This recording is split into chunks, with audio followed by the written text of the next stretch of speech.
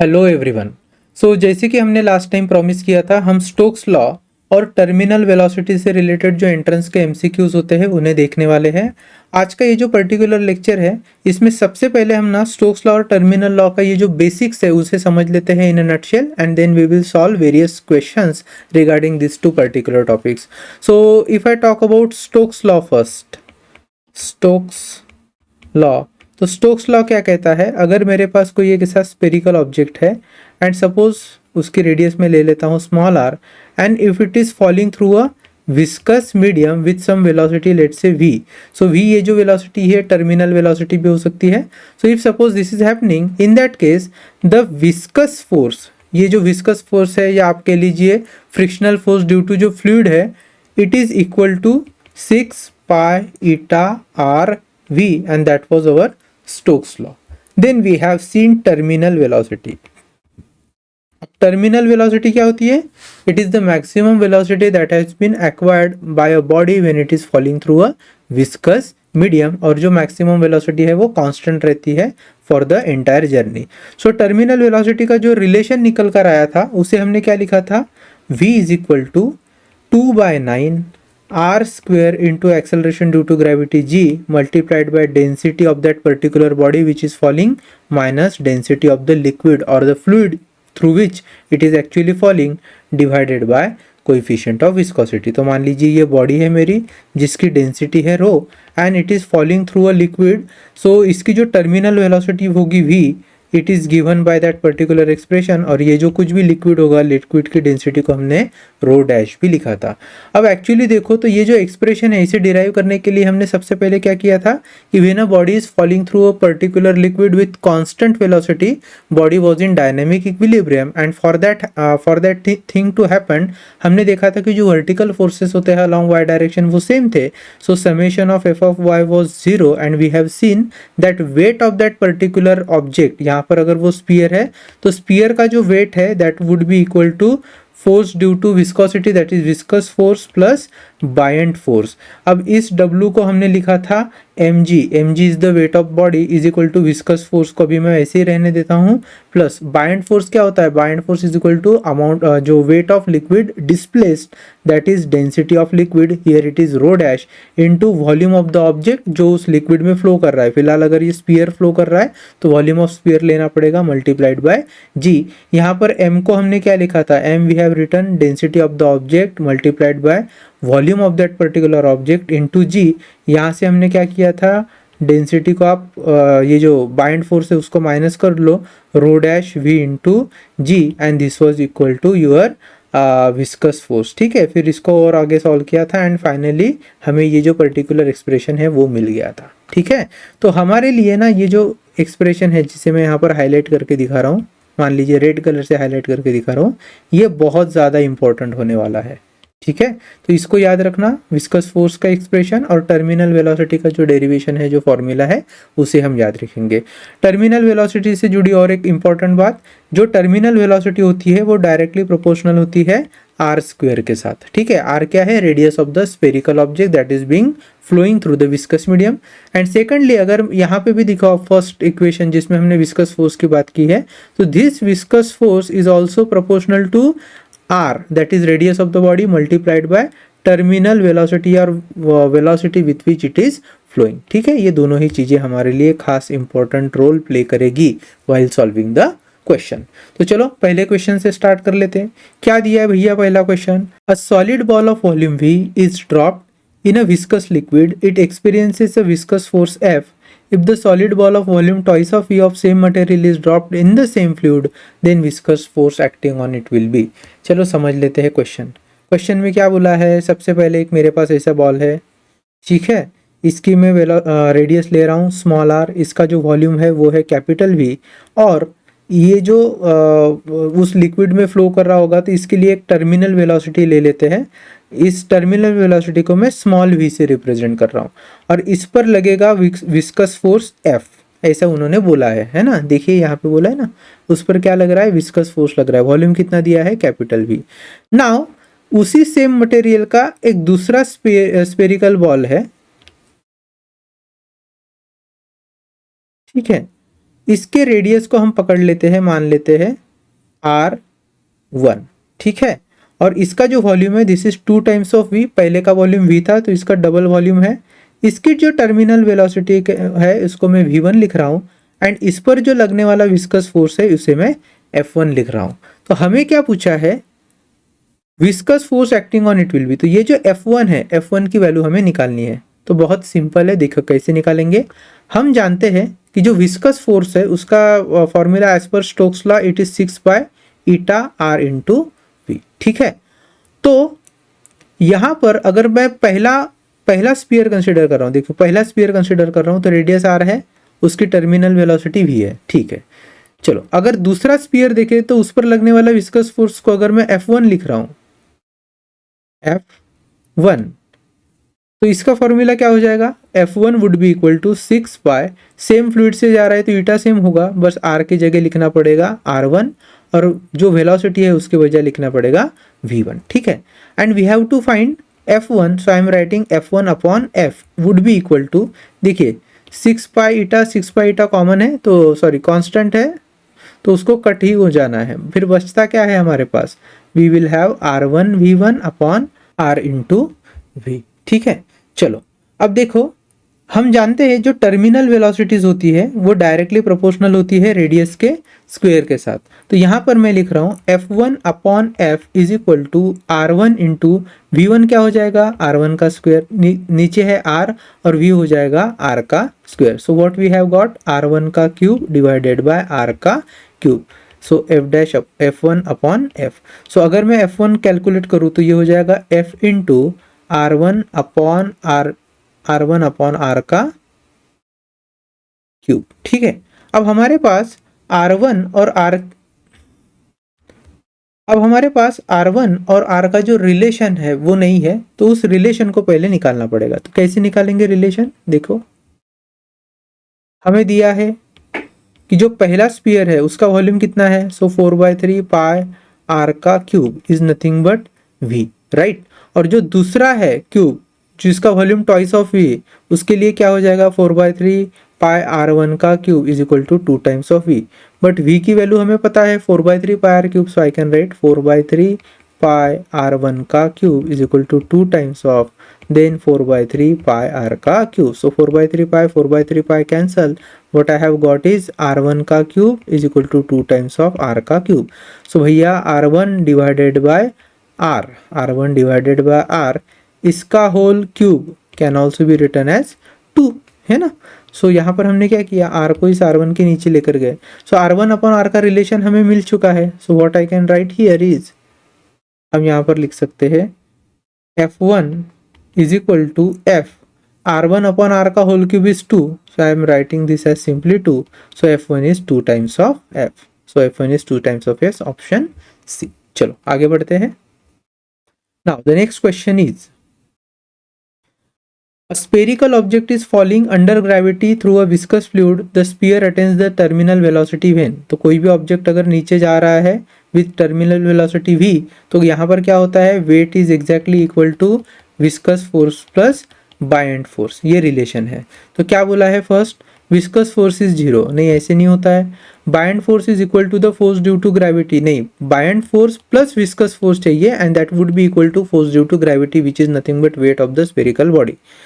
C, viscous force plus force due to gravity becomes equal to buoyant force, नहीं viscous force plus buoyant force becomes equal to force due to gravity. Yes, D option is correct, so my D option is correct.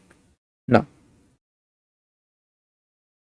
a small metal sphere of radius small r falls from rest in a viscous liquid. Due to friction, heat is produced. The rate of production of heat is proportional to. अब देखो, मान लो ये है metal spear, इस metal spear की radius है small r, और हमारे पास मैं यहाँ पर विस्कस फ्लूइड ले रहा हूँ। सो मान लीजिए ये विस्कस फ्लूइड है, इससे ये बॉल ट्रैवल करने वाला है, चलेगा, तो इस तरीके से ट्रैवल करेगा। अब मान लेते हैं उसने x डिस्टेंस ट्रैवल किया विथ वेलोसिटी v, चलेगा। सो इस दौरान क्या हो रहा है, इस पर लग रहा होगा विस्कस फोर्स, और विस्कस फोर्स लगने के कारण ऑब्वियसली उस फ्रिक्शन के कारण, जो विस्कस फ्लूइड के कारण जो फ्रिक्शन आता है जिसे हम विस्कस फोर्स बोलते हैं, इसके कारण क्या होगा, हीट जनरेट होगी। आपको क्या पूछा है, आपको हीट जनरेशन का जो रेट है या हीट प्रोडक्शन रेट है dq/dt, ये पूछा है। तो सबसे पहले समझते हैं, हीट जो है यहाँ पर मैं लिख रहा हूँ, देखिए हीट जो है this is nothing but energy, और एनर्जी का रिलेशन है वर्क डन के साथ, तो जितना हम वर्क डन करते हैं वही एनर्जी के फॉर्म में कन्वर्ट होती है। वी ऑल्सो नो भैया कि work done is nothing but force into displacement. यहाँ पर इस पर्टिकुलर स्पेरिकल बॉडी पर कौन सा फोर्स लग रहा है, विस्कस फोर्स लग रहा है। ये कब तक हम कंसिडर कर रहे हैं, जब तक मान लीजिए ये particular spherical body is falling through some distance x, तो जितने डिस्टेंस वो ट्रैवल करती रहेगी तब तक विस्कस फोर्स लगता रहेगा और तब तक हीट जनरेशन भी होता रहेगा। तो हम क्या कर सकते हैं, इस वर्क डन को अगर मैं q लिखता हूं, ठीक है, so q would be equal to F की जगह लिखना पड़ेगा viscous force multiplied by displacement कितना हुआ है, मान लीजिए x डिस्प्लेसमेंट हुआ है। नाउ अगर इस q को मैं with respect to time divide कर देता हूं तो यही हो गया हमारा dq/dt, राइट। तो यहां पर भी राइट साइड में टाइम से डिवाइड करूंगा। अब देखिए x/t क्या होता है, x/t इज वेलोसिटी, वही वेलोसिटी जिसके साथ क्या हो रहा है, स्फीयर उस पर्टिकुलर फ्लूइड में अपना डिस्टेंस कवर करते जा रहा है। So I can simply write this f of v multiplied by v, so this is dq/dt, से dq/dt is f of v multiplied by v। now अब हमें ये भी पता है कि दिस dq/dt को मैं क्या लिख सकता हूँ, f of v जो होता है viscous force, it is directly proportional to r into velocity, r into velocity या कह लीजिए terminal velocity. So I can write इस f of v की जगह देखिए मैं क्या लिख रहा हूँ, I am writing r into v and multiplied by v, already have v, so we have r into v का स्क्वायर। अब लेकिन ये जो v है this is terminal velocity, and अगर वो टर्मिनल वेलोसिटी है, ये फ्लो होने वाली वेलोसिटी अगर टर्मिनल वेलोसिटी है, तो टर्मिनल वेलोसिटी डायरेक्टली प्रोपोर्शनल किसके साथ होती है, r के स्क्वायर के साथ। So here it is r, और ये होता है टर्मिनल वेलोसिटी r स्क्वायर के साथ प्रोपोर्शनल, उसका ये स्क्वायर, तो क्या हो गया r into r raise to the power 4, that is r raise to the power 5। So my option D is the correct option. चलो आगे बढ़ते हैं। Then we have one more question here, two raindrops reach the earth with different terminal velocities having ratio 9:4, the ratio of their volume is। अब बिल्कुल भी childish question है, क्या है, बोल रहे हैं कि दो रेनड्रॉप है जो डिफरेंट टर्मिनल वेलोसिटीज के साथ आ रहे हैं और उनका टर्मिनल वेलोसिटी का रेशियो दिया है। तो मान लीजिए पहले रेनड्रॉप का टर्मिनल वेलोसिटी v1 है, दूसरे का v2 है, so it is given as 9/4। लेकिन टर्मिनल वेलोसिटी का relation with respect to radius क्या होता है, सो हम जानते हैं भैया आर स्क्वायर, तो पहले को मैं r1 ले रहा हूँ, r1 square divided bye r2 square, that would B also 9/4। ठीक है, चलिए अब इस रेडियस का जो रिलेशन है वॉल्यूम के साथ क्या होता है उसे अगर हमें पता, वो अगर हमें पता है तो हम यहाँ से डायरेक्टली क्या कर सकते हैं, हमारा आंसर फाइंड कर सकते हैं। तो सबसे पहले मान लीजिए मैं अगर r1/r2 फाइंड करूँ, r1/r2, तो ये क्या हो जाएगा, r1/r2 वुड बी 3/2। कितना हो गया वो 3/2। कैसे आया, हमने क्या किया, स्क्वायर रूट ले लिया यहाँ पर स्क्वायर को कैंसिल करने के लिए।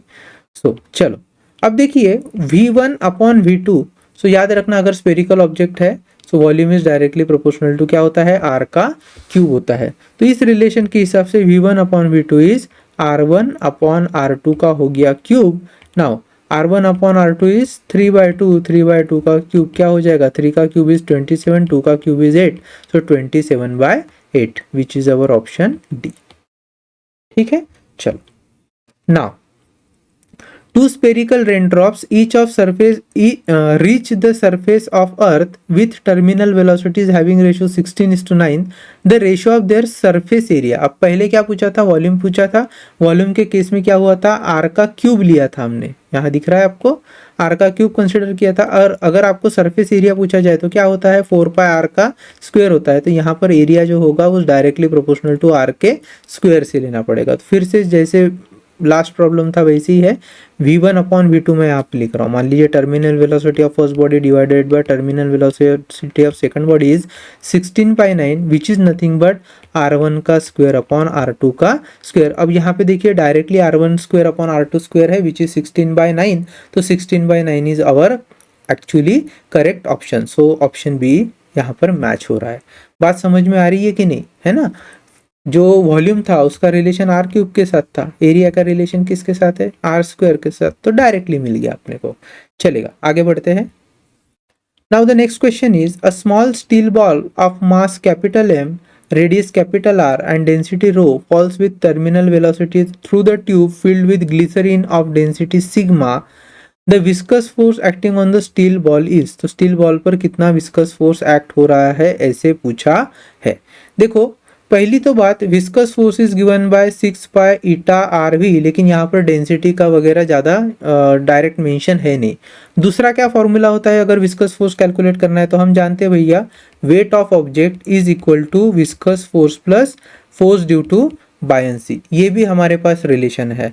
अब इस रिलेशन को हम आगे बढ़ाएंगे। देखिए वेट ऑफ ऑब्जेक्ट क्या होता है, वेट ऑफ ऑब्जेक्ट होता है M G is equal to viscous force ही हमें निकालना है, तो उसको मैं अलग से लग रहा हूँ, है ना, विस्कस फोर्स इसको फाइंड करना है, तो इसको अलग से रख रहा हूँ, plus force due to buoyancy क्या होती है, डेंसिटी ऑफ लिक्विड। अब यहाँ पर डेंसिटी ऑफ लिक्विड देकर रखी है हमें, कितनी देकर रखी है, ग्लिसरीन बोला है जिसकी डेंसिटी है sigma, so I am writing here sigma into volume of that particular body जो फॉल कर रही है multiplied by acceleration due to gravity.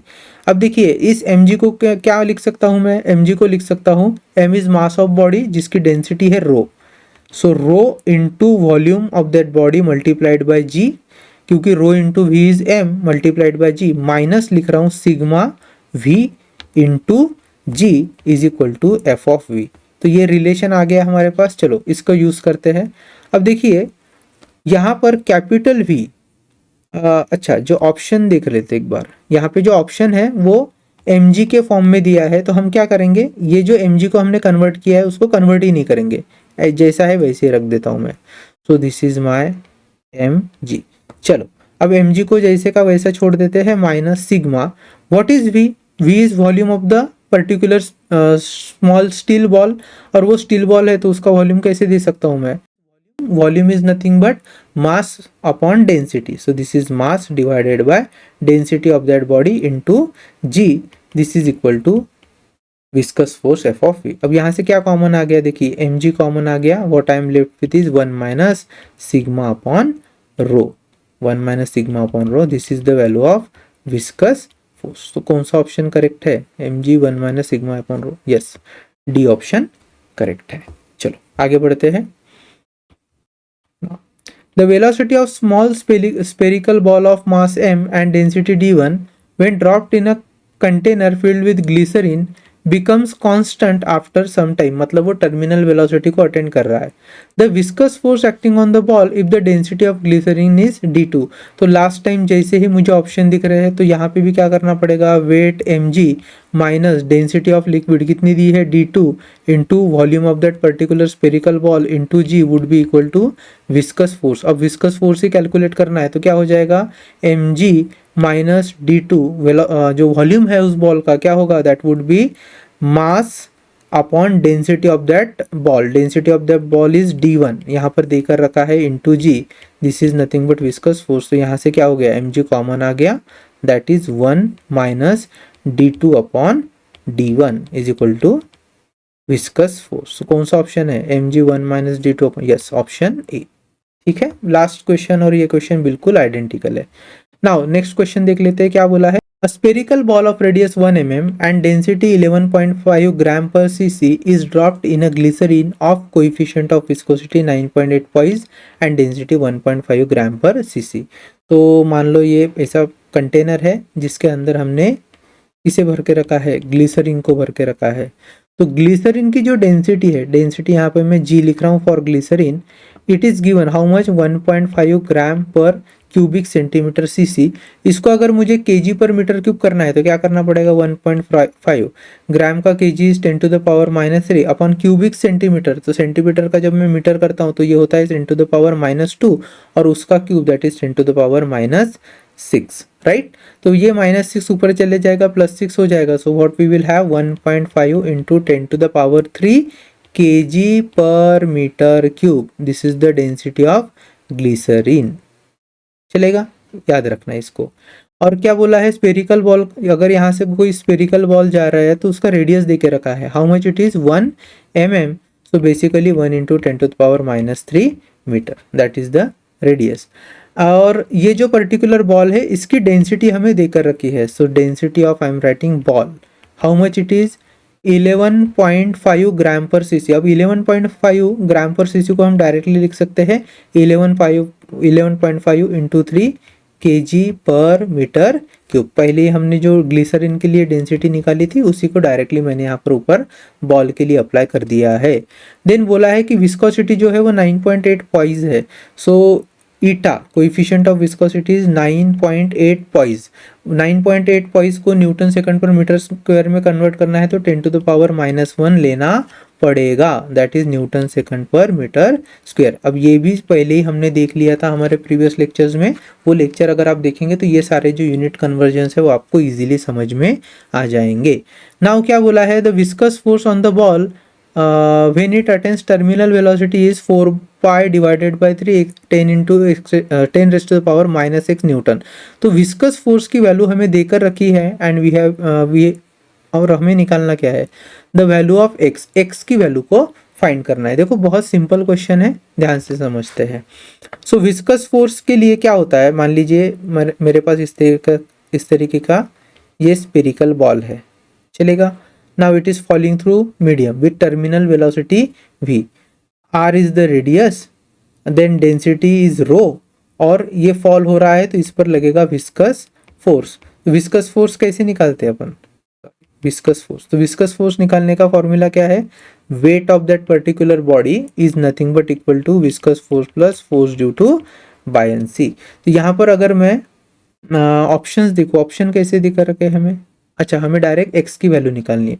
सो यहाँ पर देखिए वेट को मैं लिख रहा हूँ mg minus f of b is nothing but f of b की वैल्यू दी है 4 पाई डिवाइडेड बाई 3 इंटू 10⁻⁻x, और यहाँ पर x फाइंड करेंगे। चलो mg को मैं लिख सकता हूँ भैया density, yes density of ball into volume of ball multiplied by g minus density of liquid या फिर glycerine into volume of ball into ji is equal to 4 pi by 3 into 10⁻⁻x जो भी है न्यूटन। चलो यहाँ से क्या क्या कॉमन निकल रहा है, volume of ball into g common निकल रहा है and what we are left with is density of ball minus density of glycerine is equal to 4 pi by 3 into 10⁻⁻x newton. ठीक है, अभी फिलहाल ये न्यूटन वगैरह हटा रहा हूँ मैं। चलो वॉल्यूम ऑफ बॉल क्या होगा 4/3 pi, R is the radius which is 1 mm, so 10⁻⁻3 का क्यूब लेना पड़ेगा इंटू जी जी की वैल्यू स्पेसिफाई की है क्या, यस 10 मीटर पर सेकंड स्क्वायर। सो जी की वैल्यू को 10 लिखा है मैंने। डेंसिटी ऑफ बॉल कितना दिया है 11.5 into 10⁻³ and density of glycerine 1.5 into 10⁻³। So 11.5 into 10⁻³ minus 1.5 into 10⁻³, तो 10⁻³ को मैंने कॉमन ले लिया है इज इक्वल टू 4/3 यहाँ पर पाई इंटू 10⁻⁻x। ठीक है, सो देखो 4/3 और पाई 4/3 पाई वैसे भी कैंसिल हो चुके हैं। चलिए सॉल्व करते हैं। 10⁻³ का क्यूब मतलब 10⁻³ into 3 that is 9, so 10⁻⁻9 into देखिए ये है this is 10, this is 10⁻3, so it becomes 10⁻4 right, so this is 10⁻4 into, अब यहाँ पर क्या है 11.5 माइनस 1.5 that is again 10, so we have 10 here is equal to क्या बचता है इधर 10⁻⁻6, तो दिस इज 10⁻⁻9 इंटू 10⁻, ये हो गया 5, 10⁻⁻9 into 10⁻5 would be -9 plus 5 that is minus of 4, सो 10⁻⁻6 अगर होता है तो 10⁻⁻4 इज इक्वल टू 10⁻⁻x, तो x की वैल्यू क्या हो गई भैया 4 है क्या option, yes first option, x की वैल्यू कितनी आ गई 4 आ गई। इस क्वेश्चन को आप फिर से एक बार देखिए और बहुत अच्छे से आपको ये समझ जाएगा। चलो नेक्स्ट क्वेश्चन की तरफ आते हैं। क्या दिया है हमें, यहाँ बोला है a spherical solid ball of volume v is made up of material of density ρ1, it is falling through a liquid of density ρ2 such that ρ2 is greater than ρ1। ठीक है, अब ρ2 इज ग्रेटर देन ρ1 है तो स्पेरिकल बॉल फॉल नहीं करेगा, वो तो rise करेगा, है ना। मान लीजिए ये है आपका डेंसिटी ऑफ लिक्विड, जिसके थ्रू आपका जो बॉल है वो फॉल करेगा। तो बॉल जब फॉल करेगा या कोई भी ऑब्जेक्ट जब फॉल करेगा तो ज़रूरी होता है कि उसकी जो डेंसिटी है वो क्या होनी चाहिए, it should be greater than the density of liquid, otherwise जो आपका ऑब्जेक्ट है वो नीचे से ऊपर की दिशा में ट्रैवल करेगा। खैर अभी बोला है हमें कि इट इज़ फॉलिंग थ्रू, तो मान लेते हैं कि भैया इस तरीके का कोई स्पेरिकल बॉल है and let's say it is falling through the given medium. चलेगा? ओके, आगे बढ़ते हैं। So it is falling through a liquid of density ρ2, तो लिक्विड की डेंसिटी को मैं ρ2 लिख रहा हूँ और ऑब्जेक्ट की डेंसिटी को हम ρ1 लिख रहे हैं। आगे बोला है assume that the liquid applies viscous force on the ball that is proportional to the square of the speed, मतलब जो viscous force लगने वाला है f of v, ठीक है, ये कैसा है, it is equal to k into v का स्क्वायर। तो स्क्वायर ऑफ द स्पीड, यहाँ जो स्पीड होती है वो जनरली टर्मिनल वेलोसिटी की बात हो रही होती है, तो यहाँ पर हमें क्या देकर रखा है, विस्कस फोर्स देकर रखा है। आगे क्या बोला है, the terminal speed of the ball is, तो बॉल की टर्मिनल स्पीड क्या होगी। तो एक काम कर लेते हैं, देखो हमें पता है वेट, जब कभी कोई बॉल किसी विस्कस मीडियम से ट्रैवल करेगा तो in that case weight would be equal to viscous force plus force due to buoyancy. इसी फॉर्मूले का यूज करेंगे और आगे बढ़ेंगे। तो यहाँ पर f of v is given as k times of v का square plus f of b is what, buoyant force which is nothing but density of liquid multiplied by volume of object into acceleration due to gravity. अब density of liquid कितना दिया है, ρ2, तो इसको मैं ρ2 लिख रहा हूँ।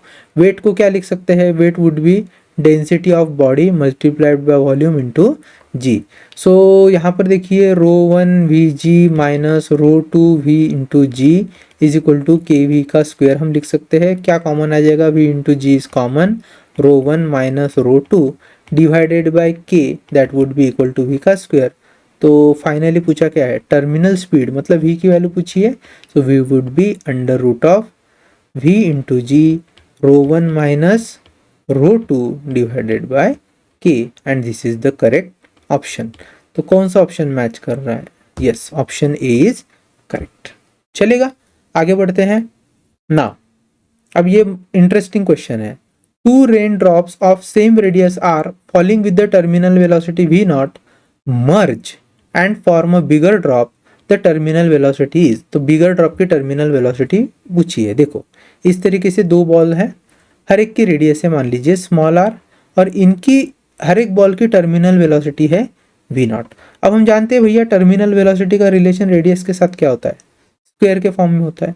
आगे क्या हो रहा है, ये दोनों बॉल कोलेस हो जा रहे हैं एंड आफ्टर कोलेंस एक नया बॉल फॉर्म हो रहा है, मान लो उसकी रेडियस है कैपिटल आर। तो उन्होंने पूछा है कि इस पर्टिकुलर बॉल की जो टर्मिनल वेलोसिटी होगी, इसे मैं वी डैश लिख रहा हूँ, ये कितनी होगी। तो ये जो वी डैश है, सीधी सी बात है कि वी डैश जो है वो डायरेक्टली प्रोपोर्शनल होगा आर स्क्वायर के साथ, capital R square which is nothing but radius of that larger ball after coalesce. So simply देखिए v dash upon v would be equal to R square upon small R का square. So v dash क्या हो जाएगा, v dash would be v, अब v मतलब v nought, यहाँ पर जो टर्मिनल वेलोसिटी है वो है v nought. So v nought into R capital R square divided by small R का square, and that is the expression. तो कौन सा एक्सप्रेशन मैच हो रहा है, yes first expression is matching. चलो now next question, capital N number of identical drops are falling through air with the same terminal velocity v. If they combine to form a single drop, its terminal velocity becomes x times of v. The value of x is, यहाँ पर बोला है neglect the frictional resistance due to air. frictional force को consider मत करते बैठो। तो यहाँ पर देखो सीधी सी बात है, अगर छोटे छोटे ड्रॉप्स है and they are falling with velocity v here, तो how many number of drops, capital N number of drops are there.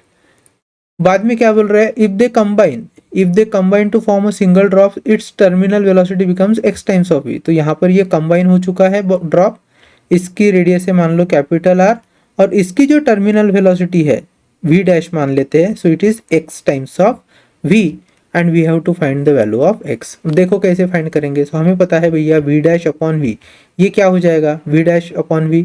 So v dash is basically capital R का स्क्वायर से प्रोपोर्शनल है and this is small r के square से proportional है। अब देखिए v dash को हम लिख सकते हैं v इंटू कैपिटल आर का स्क्वायर अपॉन स्मॉल आर का स्क्वायर। यहाँ तक ठीक है। अब बात इससे आगे जाती है, वो पूछ क्या रहे हैं, हमें x की वैल्यू फाइंड करनी है। तो x की वैल्यू कैसे फाइंड करेंगे, देखो ये जो v डैश है, v डैश को मैं लिख सकता हूँ x times of v which is v into what is r। r is nothing but, देखिए जब छोटे छोटे ड्रॉप्स मिलकर एक बड़ा ड्रॉप बनता है तो उस केस में कैपिटल आर का जो रिलेशन है with respect to small r क्या होता है, n raise to the power 1/3 into small r. ये हमने कहाँ पर देखा था फ्लूइड डायनेमिक्स में, जहाँ पर सरफेस एनर्जी पड़ी थी due to coalesce of various drops. तो यहाँ पर capital R is equal to N raise to the power 1/3 times of small R. इस रिलेशन को अगर हम यूज करेंगे सो एन की बजाय लिखना पड़ेगा capital N raise to the power 1/3 into small r divided by r का स्क्वेयर। सो यहाँ पर क्या करेंगे, कंबाइनली लिख लेते हैं ना, स्क्वेयर स्क्वेयर। सो यहाँ आर आर कैंसल, तो क्या हो जाएगा, अच्छा वी भी कैंसल, तो x is equal to N raise to the power 2/3। x is equal to N, क्योंकि ये देखो 2 से मल्टीप्लाई कर लिया है न्यूमरेटर इंडेक्स को, सो 2 इंटू 1/3 इज 2/3। कौन सा ऑप्शन है, फर्स्ट ऑप्शन। चलेगा, आगे बढ़ते हैं।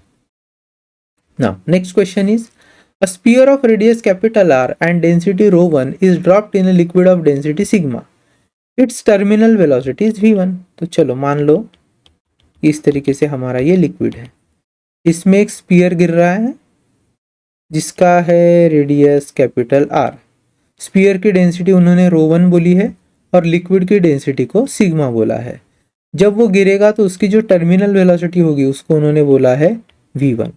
अब आगे देखिए, if another sphere of same radius capital R having density ρ2। अब एक दूसरा स्पीयर है जिसकी रेडियस पहले के ही स्पीयर के जितनी है, कैपिटल आर जितनी ही है, बट डिफरेंट क्या है, इसका मटेरियल, इसके मटेरियल की डेंसिटी है ρ2। It is falling with, now it is dropped in the same liquid, is terminal velocity will be. अब इसकी टर्मिनल वेलोसिटी को मैं v2 बोल देता हूँ, जो हमें पता करना है।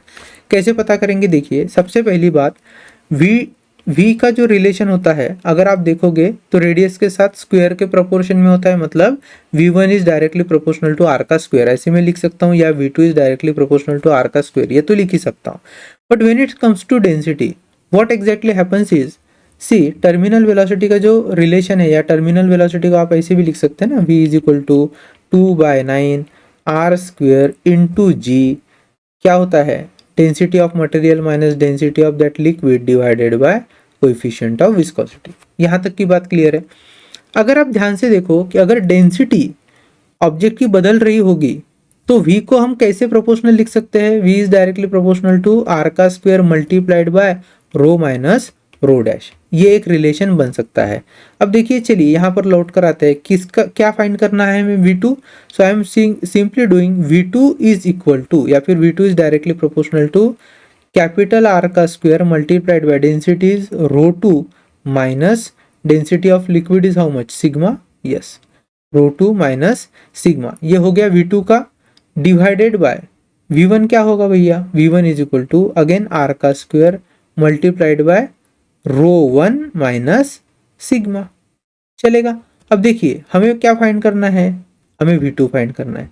ये आर स्क्वायर हट गया, so v2 would be equal to v1, that would be equal to v1, then ρ2 minus sigma divided by ρ1 minus sigma।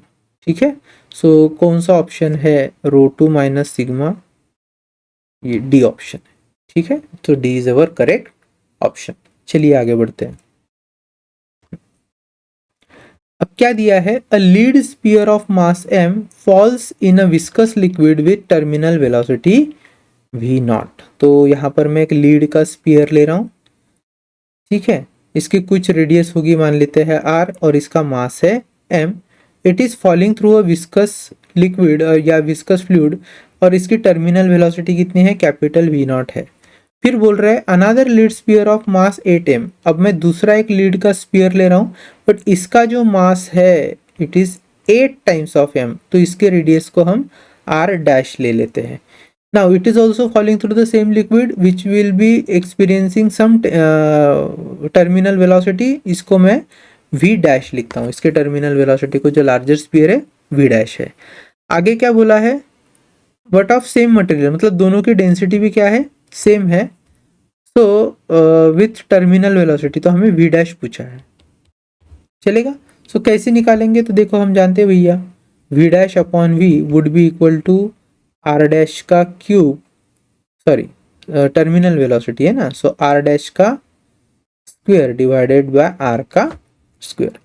लेकिन क्या हमें इनके बीच में, आर डैश और आर के बीच में रिलेशन पता है, नहीं पता, तो सबसे पहले फाइंड करेंगे। तो यहाँ पर मैं लिख लेता हूँ वी डैश अपॉन वी, जबकि मुझे जो वी डैश है उसे फाइंड करना है, that would be r dash upon r उसका होल स्क्वायर। अब देखिए आर डैश अपॉन आर को कैसे फाइंड करेंगे, तो ध्यान से समझिए, जो मास होता है उसका रिलेशन जो है रेडियस के साथ वो होता है आर का क्यूब। तो यहाँ से हम बोल सकते हैं cube root of mass is directly proportional to r. अगर रेडियस आर के लिए क्यूब रूट ऑफ मास होगा, तो आर डैश के लिए डायरेक्टली प्रोपोर्शनल किसके साथ होना पड़ेगा, 8 times of mass.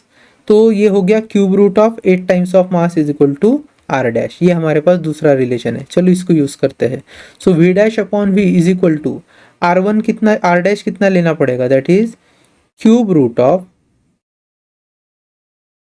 8 times of M divided by cube root of M इनका होल स्क्वायर। तो भैया एम एम तो वैसे ही कैंसिल हो गया, 8 किसका क्यूब रूट है, सेकंड का 2।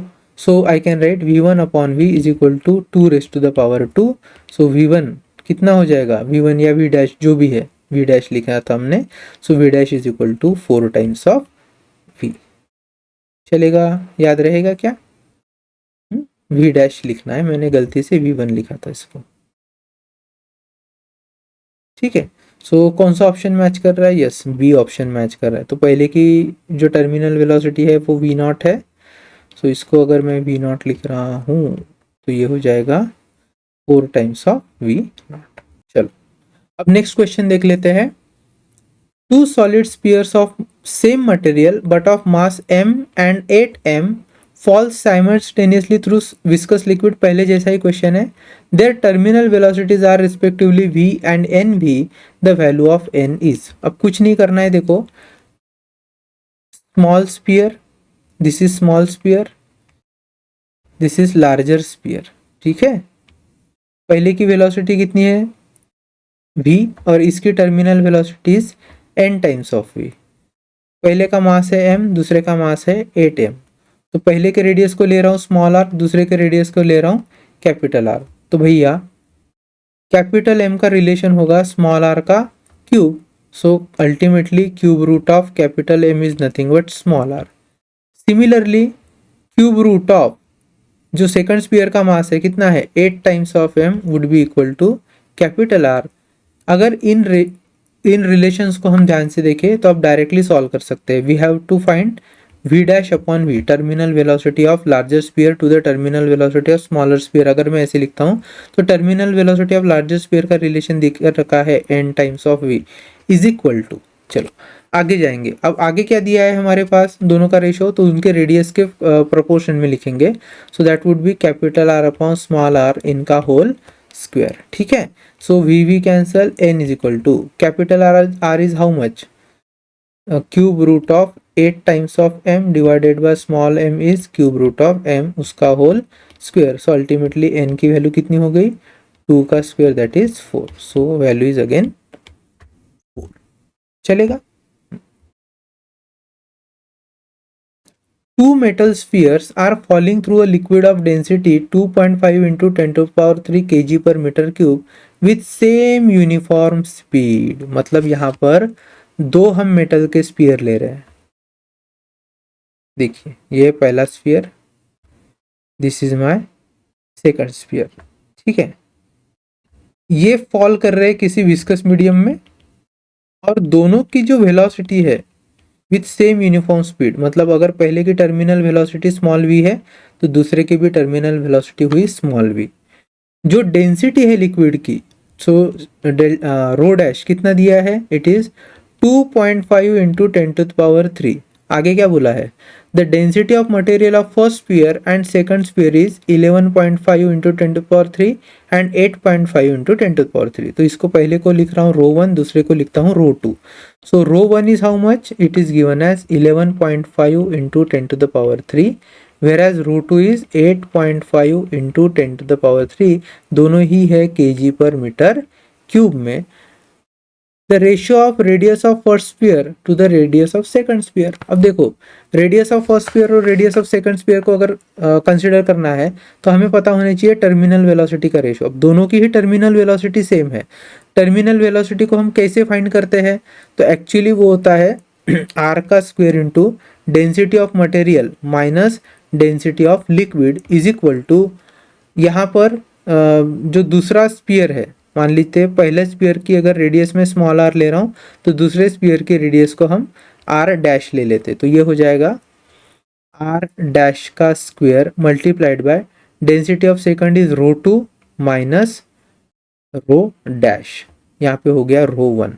तो चलो r स्क्वायर इंटू ρ1 कितना दिया है? First is 11.5 into 10⁻³ minus density of liquid is how much? 2.5 into 10⁻³ is equal to r dash का square. Now ρ2 is again 8.5, so 8.5 directly मैं ले लेता हूँ माइनस, हियर इट इज 2.5, बचता क्या है हमारे पास? इंटू 10⁻³ तो चलो r dash 11.5 minus 2.5 that would be 9. Yes, so it is 9 into 10⁻³ is equal to r dash का स्क्वायर। ये कितना हो जाएगा? 8.5 minus 2.5 6, right? So 6 into 10⁻³। now 3 2s are 6, 3 3s are 9, 10⁻³ 10⁻³ वैसे ही cancel. So r square 3 times of r square is 2 times of r dash का square. अब ratio किस कर रहे हैं? Ratio of radius of first sphere to second sphere. First sphere का radius हमने r लिया था, सेकंड का r डैश, तो हम क्या करेंगे? r अपॉन r डैश उनका whole square is equal to 2/3, right? So r upon r dash क्या हो जाएगा? √of 2/3 चलेगा। So that is option B. I hope इतना आपको समझ में आ रहा होगा। बहुत इजी और सिंपल कैलकुलेशंस है। यहाँ पर क्या किया है हमने? स्क्वायर को कैंसिल करने के लिए स्क्वायर रूट ले लिया है, बस इतना ही है। चलो आगे बढ़ते हैं। A steel ball of radius 6 mm has a terminal speed of 20 centimeter per second in a viscous liquid। तो चलो ये है स्टील बॉल, रेडियस देकर रखी है भैया, कितनी देकर रखी है? 6 mm which is 6 into 10⁻³ metre. Has a terminal speed, तो इसकी टर्मिनल स्पीड v भी देकर रखी है, कितनी दी है? 12 सेंटीमीटर पर सेकंड, तो ये हो जाएगा 12 into 10⁻² मीटर पर second. what will be the terminal speed of steel ball having radius 3 mm in the same liquid। अब यहाँ पर देखिए क्या करना है हमें? सेंटीमीटर में ही स्पीड चाहिए, तो सेंटीमीटर में ही अगर स्पीड चाहिए होगी तो जो टर्मिनल वेलोसिटी है उसे सेंटीमीटर पर सेकंड में ही रखेंगे। तो देखिए पहले का रेडियस है 6 mm, अगर मैं दूसरा एक स्फेरिकल बॉल ले रहा हूँ, इसकी रेडियस बोली है 3 mm, नीचे ले रहा हूँ, मान लीजिए ये है छोटा सा बॉल, इसकी radius small r dash it is 3 mm which is 3 into 10⁻³ metre, या फिर सेंटीमीटर में करना है तो सेंटीमीटर में भी कर सकते हो। ऊपर क्या हो जाएगा? 6 इंटू 10⁻⁻1 सेंटीमीटर, यहाँ पे 3 इंटू 10⁻⁻1 सेंटीमीटर। मीटर सेंटीमीटर कुछ भी रखा कोई दिक्कत नहीं है, क्योंकि वो वैसे भी रेशियो में कैंसिल होने वाला है। देन इसकी जो टर्मिनल वेलोसिटी है इसको मैं v डैश लिख रहा हूँ, and we have to find terminal speed of steel ball, v dash find करना है। So I am writing v dash upon v is equal to r dash का स्क्वायर अपॉन r का square. चलिए, so v dash is equal to terminal velocity for first is 12 centimetre per second, so यहाँ पर लिख रहा हूँ v, how much is r1, so इसको देखो r डैश अपॉन r इसका whole square, so v dash is equal to 12 into how much is r dash is 3 into 10 to the power minus 1. So 3 into 10 to the power minus 1 divided by r is 6 into 10 to the power minus 1. तो ये हो गया cancel, इनका whole square, 3 1 जा 3, 3 2 जा 6, 2 का square is 4, so 12 by 4, that is v dash कितना हो गया, v dash is 3 centimetre per second. So option D is correct option. चलो अब नेक्स्ट क्वेश्चन क्या दिया है, a metal ball of radius 9 into 10 to the power minus 4 metre and density 10 to the power 4 kg per meter cube falls freely under gravity through a distance h and enters the tank of water. Considering that metal ball has constant velocity, the value of h is. Question को समझ लेते हैं एक बार फिर से. Metal ball दिया है जिसकी रेडियस हमें पता है, सो यहाँ पर मैं मान लेता हूँ एक छोटा सा मेटल बॉल है, इसकी रेडियस है 9 into 10 to the power minus 4 metre और इसकी डेंसिटी देकर रखी है 10 to the power 4 kg per metre cube. Now it falls freely under gravity through a distance h. तो यहाँ पर एक सर्टेन डिस्टेंस h से वो फॉल कर रहा है and enters the tank water. Considering that metal ball has constant velocity, मतलब जो ऊपर से नीचे जा रहा है वो तो एक कांस्टेंट वेलोसिटी के साथ जा रहा है. उस कांस्टेंट वेलोसिटी को अगर मैं v लिख रहा हूँ, मान लो the value of h is, तो इस h की क्या वैल्यू होगी, ऐसे वो पूछा है. तो ऊपर से यहाँ देखिए, ऊपर से यहाँ जब वो नीचे आया होगा इस पॉइंट तक, तो v की वैल्यू कितनी हो जाती है, v इज फ्री फॉल की वेलोसिटी हमें पता होती है, वो होती है 2gh, है ना. कैसे लाते हैं ये 2gh, आपको पता होगा, जो v square is equal to U square plus twice of as जो है इस फॉर्मूले से आता है. s की जगह h लिखा है, a की जगह हम g लिख लेते हैं और u की वैल्यू 0 होती है, तो v square is equal to 2gh बचा, तो v is nothing but under root of 2gh. चलेगा. तो ये होगी फ्री फॉल की वेलोसिटी. आगे पूछा क्या है, लेकिन हमें h की वैल्यू पता करनी है. बाकी coefficient of viscosity of water it is given, then density of water it is also given. देखो सबसे पहले तो अगर मैं टर्मिनल वेलोसिटी का फॉर्मूला लिखूं तो ये होता है 2/9 r स्क्वायर इंटू जी रो माइनस रो डैश अपॉन ईटा. किसकी वैल्यू देकर रखी है हमें, ईटा की वैल्यू देकर रखी है, रो ऑफ लिक्विड, अब रो ऑफ लिक्विड मतलब वाटर, इसकी वैल्यू देकर रखी है, रो डैश की वैल्यू देकर रखी है, इसका मतलब देन जी की वैल्यू देकर रखी है, मेटल बॉल की रेडियस देकर रखी है और मेटल बॉल की डेंसिटी देकर रखी है. सिर्फ h फाइंड करना है. तो देखो मैं लिख रहा हूँ, v को लिख रहा हूँ क्योंकि ये जब स्फीयर बॉल h हाइट से इस लिक्विड के सरफेस को टच करेगा, then in that case v is given is equal to under root of 2gh. तो इस रूट v को मैं लिख रहा हूँ under root of 2gh is equal to 2/9, r की वैल्यू है 9 into 10 to the power minus 4 का होल स्क्वायर इंटू जी की वैल्यू 10 लेने के लिए बोली है.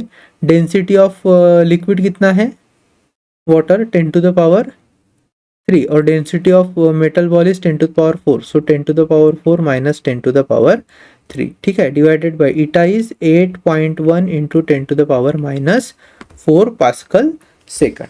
देखो अब ये ना सॉल्व कैसे करेंगे, तो जो चीज़ें इजीली पहले कट हो सकती है उसको इजीली कट कर लेते हैं. Now here it is under root of 2gh is equal to 2 into